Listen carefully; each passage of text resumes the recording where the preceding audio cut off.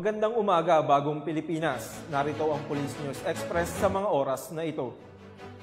Walang palag ang top 3 regional most wanted person na may kasong murder at frustrated murder matapos madakip ng mga otoridad sa Barangay Zone 3, Victoria, Northern Samar.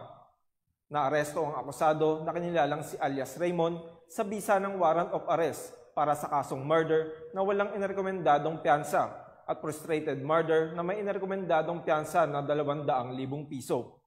Kasalukuyang nasa kustudiyan ng Victoria Municipal Police Station ang suspect para sa tamang dokumentasyon at disposisyon. Para sa kabuuang balita, panoorin natin mamaya sa Police News Online ng ating Police News Network, alagad ng batas, tagataguyod ng balitang pulis.